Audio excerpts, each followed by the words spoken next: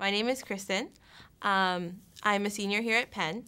I'm in a dual degree program called the Huntsman program, which means I'm studying finance and international studies. Throughout my time here at Penn, I've studied finance, but I'm really interested in international development, and I've been thinking about ways by which to use what I've learned through my academic career abroad in cool locations like Nigeria, Botswana, Tanzania. So that's sort of where my college career has taken me in terms of going abroad and doing international development work. Okay, great. So tell me a little bit about Generation Enterprise. I know that's been your project that you've been working on quite a bit. So Generation Enterprise was founded by Penn alum in 2007, so that was the year that I was actually coming to Penn. It's what we call a micro business incubator, and basically that's a center by which entrepreneurs, potential entrepreneurs, can come in and get advice, mentorship, training, and funding to start their own business. The difference with Youth Bank is that we operate in the developing world. So that means we operate in some very impoverished areas, in highly urban areas as well, in what's called a megacity. And we cater to young people, so people our age who want to start businesses, who maybe haven't been able to find employment elsewhere in what's called the formal sector. So we started this in 2007. We worked through a business plan. We found funders. We got support from people here at Penn, ultimately brought a team together of students from Penn, and then went to Nigeria in August 2009 to actually start our center, to start helping people. And since then, it's been doing pretty well. That's great. So what kind of businesses do these, younger people run? So far we've graduated one class of fellows, so I should probably explain that a little bit. Basically, we recruit people, who have a street life, who have been living on the streets for years. They come into Youth Bank, and then we train them for a period of 6 months. After that, they pitch a business idea, and then they start their own businesses. So we've done one cycle of this. We've brought in 8 people. We've graduated 4. And the businesses include everything from a photography studio to a recording studio to a cell phone company. But in the developing world, they use these little cards where they prepay the charge cards. So it's a charge card company, which is not something you'd probably see here, but something that works over there. And we also have an interior decorator as well. So it's quite a variety of businesses. That's good to hear.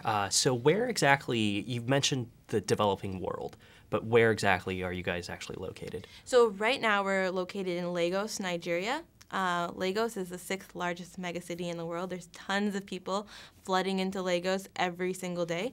And I think that's why we picked Lagos, because it is such a crazy, chaotic city that really needs a service like Youth Bank. But in the meantime, we're looking at potential expansion. We've been invited by a number of different African countries and other countries on other continents. Right now, we're looking very seriously at India and hoping to start a center there this summer. Have you ever been to these places? Well, I've been to Lagos quite a few times. I've been to quite a few countries in Africa just through different opportunities from Penn. So I did research in Botswana in my freshman year. I also worked in Botswana as part of a Penn internship. I also went to Tanzania and did research there with a bunch of Penn students as well, something very similar, microfinance again. And then I went to Lagos. I also went to South Africa a couple of weeks ago for a Penn class that was done there through spring break. So I've been to a lot of these countries, and I just love being there. I love meeting new people. I love being able to kind of use what we're learning in the classroom in this highly challenged, sort of highly stressful environment. So for me, it's been really rewarding. Okay. Very interesting. So I know that in addition to working on Generation Enterprise during the summer, you've also spent time at an investment bank. How do you kind of, deal with the two? Do you see the two being connected to each other, or do you see the work, being sort of separate but something that you eventually pursue? I don't really see it as being separate so much. I just think, especially in college, that you should expose yourself to as many different disciplines and as many different types of work environments as possible. And I think one thing that's been really great about working in the investment banking world is that a lot of the people that I'm working with are also really interested in development.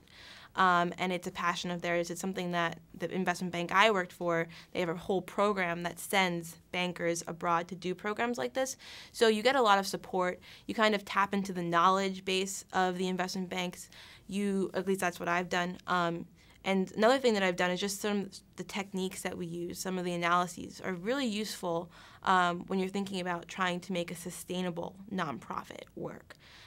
So for me, I mean, I guess they seem like two very different things, but I think it's really important to kind of identify how there's synergy between two very seemingly different things.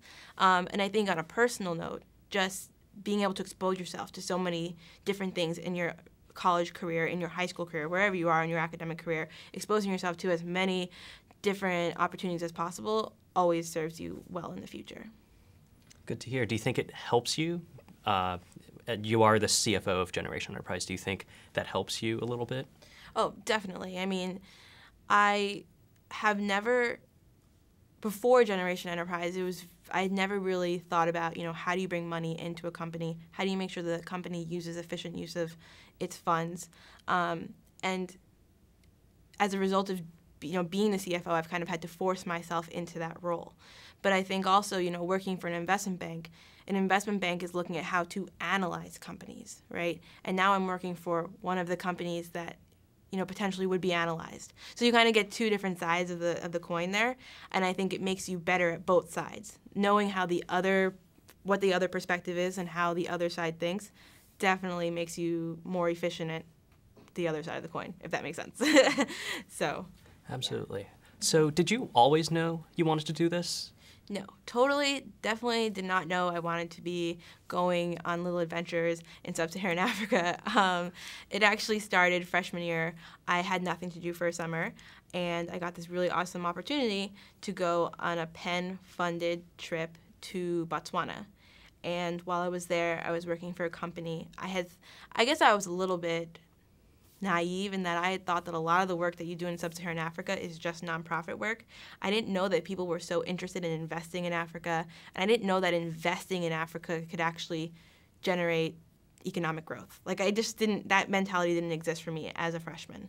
But when I was there and I saw all these people interested in putting their money in Africa, all these people interested in starting businesses in Africa, I said, wow, this is really cool. And it's more meaningful for me because you know that everything you do is helping someone. You know that everything you do is generating some kind of economic development outcome. And so for me, I think that's just a little bit more rewarding and probably why I'm attracted to it. In addition, there's just the adventure component. I think going to a new country, meeting new people, having to learn different business norms, cultural norms, it can be a very challenging thing.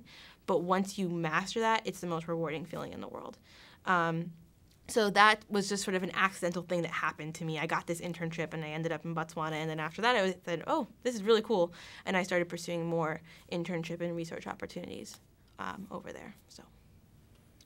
So what's your favorite part about what you do? I think the best part, honestly, well, being a CFO, there's a lot of sort of administrative things that you do that aren't so fun.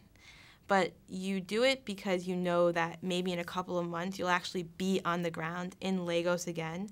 You'll be meeting these young people who have such amazing ideas, who actually are very similar to you and I, but just haven't, grew up in a totally different system. They, haven't been exposed to as many opportunities. And I think having that interaction it's like sort of two worlds merging, right? Like it's a very exciting interaction to have. It humbles you. It makes you understand yourself a little bit better. And for me, the Youth Bank Generation Enterprise Fellows that we help, they're some of the most incredible human beings I've ever met. So Benjamin is one of our fellows. He's actually one of my favorites. And when we started the business, to get fellows, we did a whole recruiting process. So we interviewed them and had them go through basically a very intense interview process in order to get it. And something that I loved about him was he would just had this really bright smile on his face the entire day. And the entire day was crazy. So we were doing these interviews in like a hole in the wall place in this like obsolete building in Lagos. Like the place was literally falling apart. We didn't know how many kids would be interested in youth bank, so we thought that this small place would be okay. There were tons of people that came out. So we're operating in the small place, no AC, no electricity, and all of these kids are coming to us. And most of them like had a smile on their face, but there's something just about Benjamin that for me, like he's just always just so positive about everything. And here we are like, oh my God, this is a complete failure. And this kid is just so incredibly positive. When we interviewed, one of the things that we realized is that some of the questions that you ask, like, oh, how do your friends perceive you, are not the questions that they're accustomed to answering. But he still answered those questions. Like he was very kind of introspective in that he could get himself outside of himself and sort of figure out who he was, like tell you about who he was, which is not something that a lot of the students could do. And then when we asked him, what's the biggest problem in Lagos, he said mindset was the biggest problem, which I thought was crazy because here you are in a city where the infrastructure is falling apart, where there's lots of corruption, where the government has cheated people, all of these problems that are evident problems. And he said, no, the mindset of people, is the primary problem here. And so for me, that he just became a very endearing person. And now he's starting a recording studio, and he's actually done really, really well for himself. He's, bought all of his own equipment. He's working kind of under the help of one of our employees, and he's doing well. I think he supports a family of like 8 different people, and he uses, the money he's making to do that. So, yeah, I love Benjamin. He's a cool guy. But all of the fellows are really awesome, but Benjamin's really great.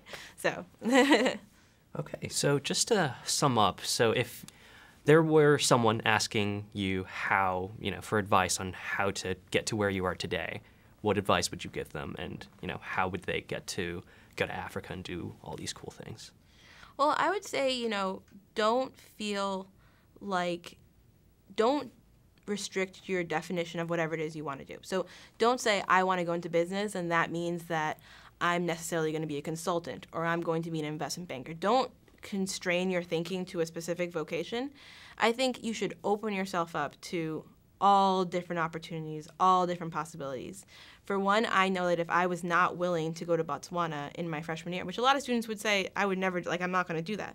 But if I wasn't willing to explore that, I never would have identified that interest. I never would have identified that passion, and I never would be, where I am today, which I think I'm in a pretty good place. So, I wouldn't have had, all of those different opportunities. So I think when you're going into academics and when you're going into life in general, and especially high school, entering college, just open yourself up to as many different opportunities as possible. Explore all different passions. I can give an example. In high school, I did a club called DECA, which is a business club, and I wrote business plans all the time for that club, and I competed nationally on all that stuff. But I also did science research. I did cancer research at a lab. So those were like 2 very different things. Oh yeah, and I also sang. I was also like very into choir, right? And so people would say like, wow, like none of that makes sense. But for me, it made sense because I just wanted to make sure that down the line when I do pick a career path, that I have no regrets, that I've explored everything, and that I know that whatever I'm pursuing is a deep passion. And so I think for a high school student out there, even for, college students, even for you and I, opening yourself up to potentially, what seems like odd areas, but just opening yourself up to that possibility will really make you very confident down the line that you've chosen the right path.